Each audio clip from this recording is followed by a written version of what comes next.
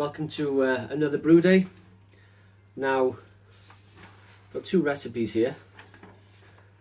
Brew day started off to be a citrus smash. Now, the Rebel Homebrew Club put out a challenge a couple of days ago and said to basically, they put a lot of parameters in place, like mash temp, grain bill and stuff like that, and any hop schedule, any with Citra, but any bittering hop.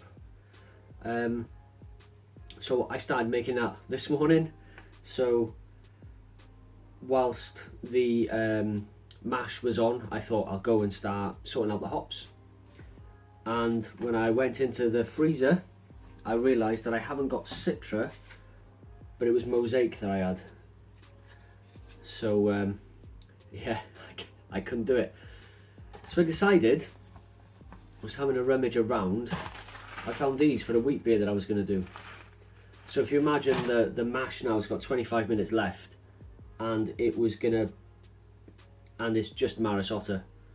So I wanted to do something, rather than just another smash or something like that. I'll spice it up a bit. So the beer that me and Gemma really enjoy is an orange pale ale.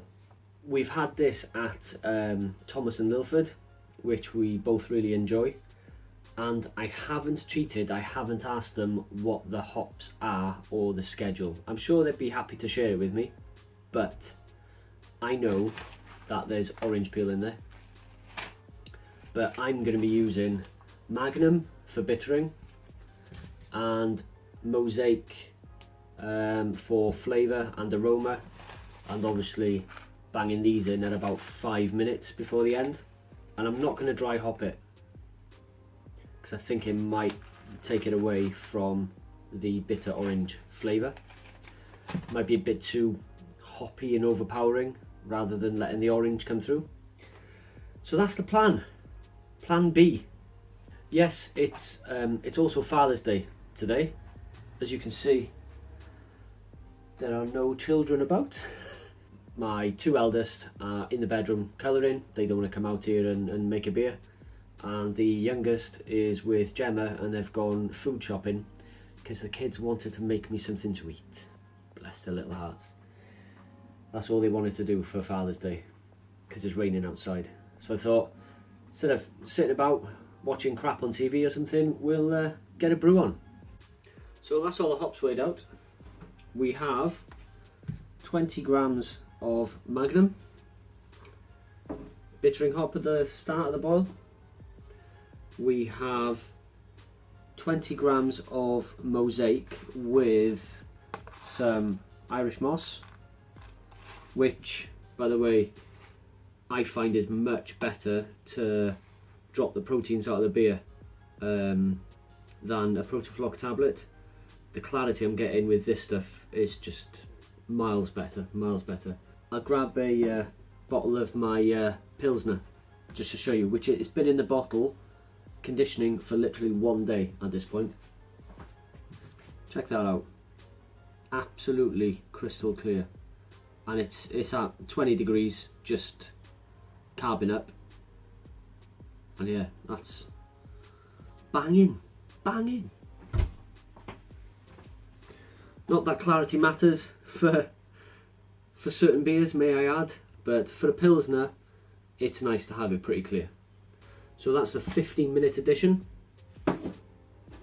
Then the 5-minute edition is 30 grams of Mosaic with 50 gram drop of these.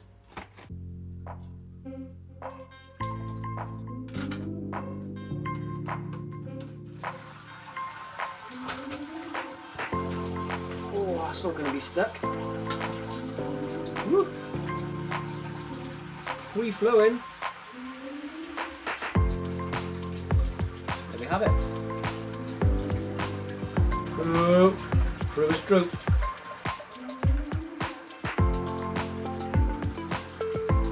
So much for Father's Day without kids. Give me strength. Sparge is done. 92 degrees. just waiting for it to come up to the boil. So pre-boil gravity is 1.041, but I'm still having 1.017 come out of the sparge runnings. It's holding a lot of sugar in there, isn't it? Oh, there's one full Grainfather. It's actually above the scales, I think. About 31 litres in here. Right, you have to put the camera down and concentrate.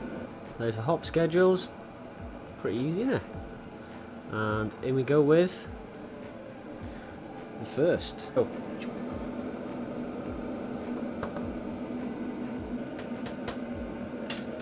Extractor fan's behaving itself today.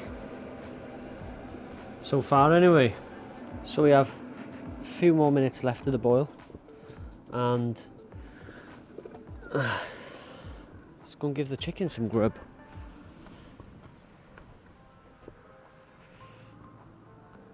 So I've cleaned up everything.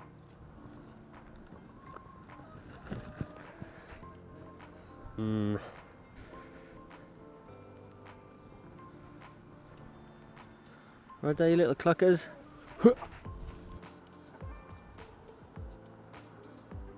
Loving it. Let's give them some more.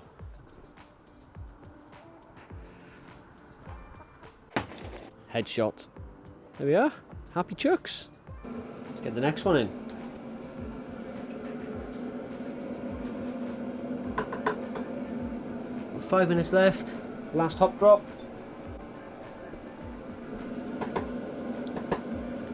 Nice. Look at these two. In timeout. And just a little bit of yeast nutrients. Nearly forgot the bloody orange, didn't I?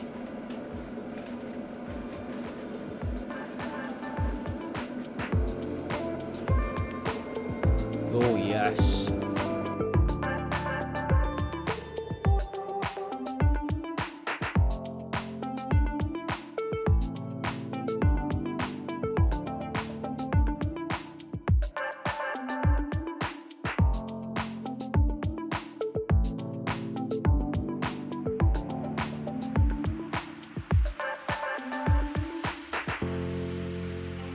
So these two, after a bit of a time out, ended up helping me quite well, didn't you?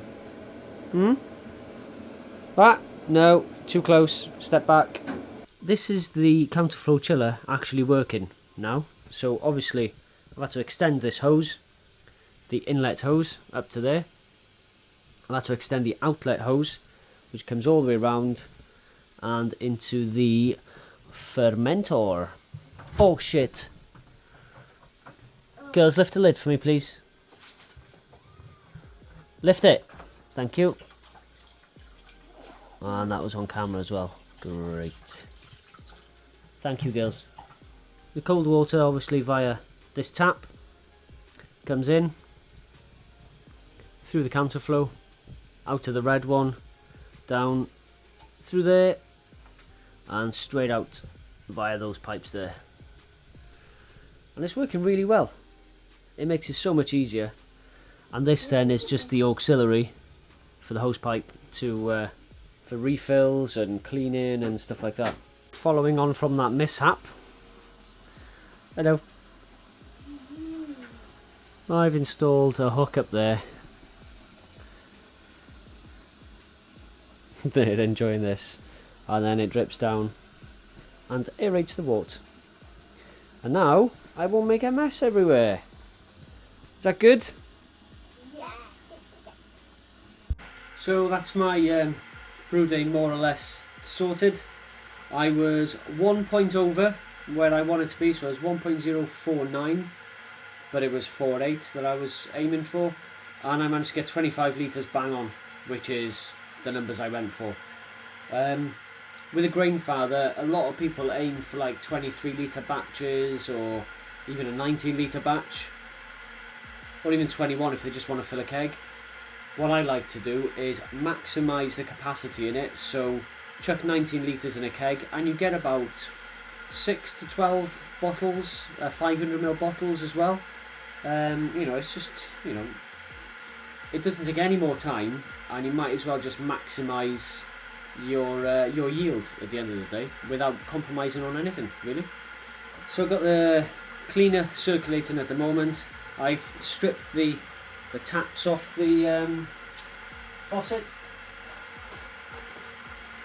and give these a good old good clean. I haven't got any beers on tap, so might as well crack a can open. Let's have a look. Seeing as it is only 4 o'clock on a Sunday, I'm going to go for this one. Truckee Table Beer by Verdant. 2.6% ABV. Let's find a glass. Found one! So, oh, and by the way, the yeast I used in the brew was good old faithful US-05. Oh, wow.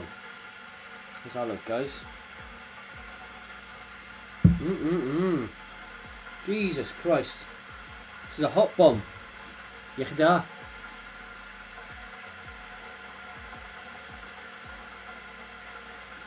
And happy Father's Day to all the dads out there. Probably belated Father's Day.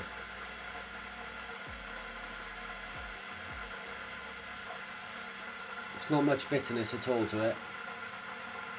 Obviously not much malt profile. It's very, very refreshing. It's got a dryness at the end rather than a bitterness, if that makes sense. Enjoyable beer though. Tell you what it does lack. It's some ABV. So I'm going to crack on and clean up the Grainfather, the taps, this keg and the beer lines as well. Thanks for watching, guys. Please don't forget to like, comment and subscribe. Iechyd.